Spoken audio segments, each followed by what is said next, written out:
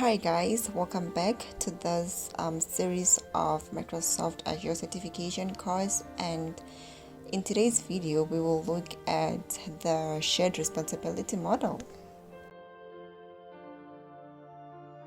So we all know that the use of cloud computing makes running your business much easier because think of all the advantages that come with migrating to the cloud. So fault tolerance, disaster recovery, high availability, and so on and so forth. We covered all these advantages in our previous videos.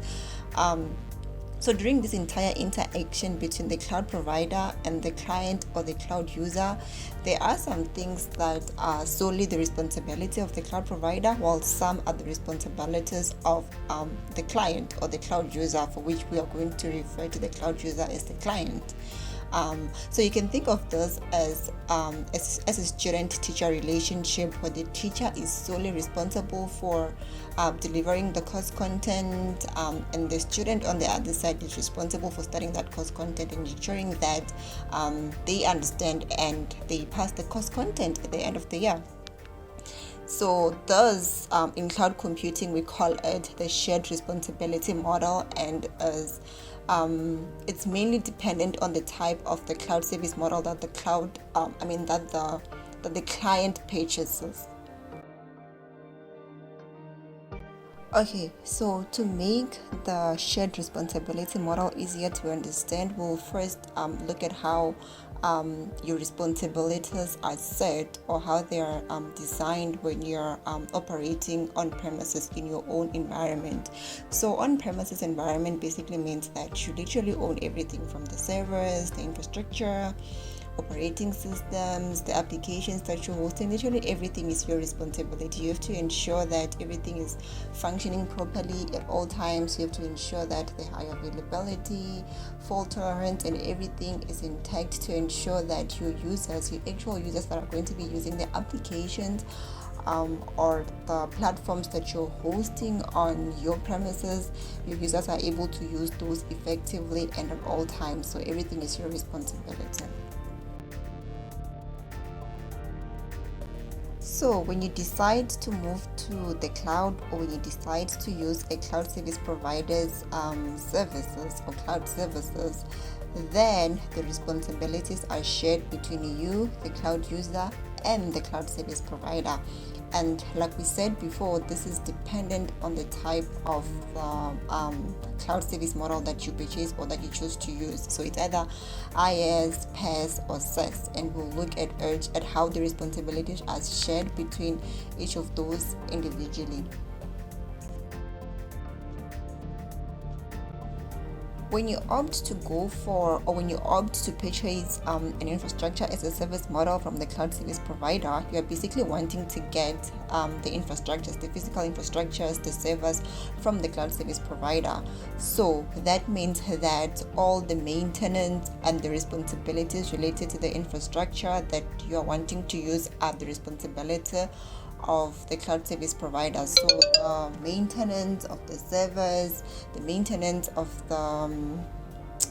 the storage facilities, the physical infrastructures themselves, virtualization, that's all the responsibility of the cloud service provider. However, you yourself are responsible for purchasing, installing, and configuring your own software or applications, or whatever application or platform you want to run from their servers or their infrastructure. This includes your operating systems, middleware, and so on and so forth. Okay, so when you decide that for whatever reason you want to purchase a platform as a service model, this means that you are wanting to get the infrastructure as well as a platform to deploy your application from the cloud service provider. So this basically means that all the responsibilities that were there for the cloud service provider in infrastructure as a service are still there, like they still fall onto the platform as a service model. But in addition to all those responsibilities, there is also the responsibility to ensure that whatever platform that they provide you with, the maintenance of the platform, to ensure that it's fully functional, that's the responsibility of the cloud service provider. But you, on the other hand, your responsibility is to ensure that whatever application that you're running on that platform is fully functional for your users. An example of such services would be your databases, your Azure storage, and so forth, and so on and so forth. And lastly, in software as a service offering, we all know that the cloud service provider hands everything to you on a silver platter, like we said in our previous videos. So you basically get the finished product here.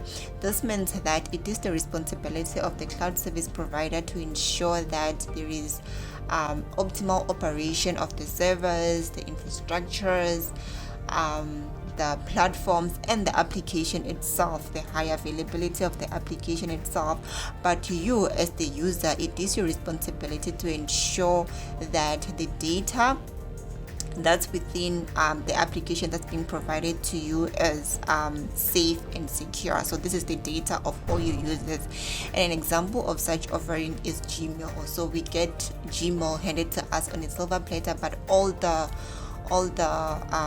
data that's being gathered through Gmail, that's the responsibility of the user to ensure the protection and security of that data. So lastly, this slide basically just shows a summary of everything that we've said so far. As you can see, like we've said, everything in black is your responsibility, and that's everything on premises. And as you start to move onto the cloud, the responsibilities are shared between you as the user and the cloud service provider. And the responsibilities vary depending on the cloud service model that you are wanting to use. And as you can see on your right hand side, your responsibilities are way lesser when you go for software as a service model as opposed to infrastructure as a service model. And that's basically it. That brings us to the end of this video. I hope you found it very useful. Please don't forget to comment, share, like, and subscribe. And I will link I will attach the link to the picture that I just used in the previous slide. I will attach it in the description box below. So if you want to read more on the shared responsibility model, you can do that as well. I will also attach a link to one of the articles that I've written on the shared responsibility model.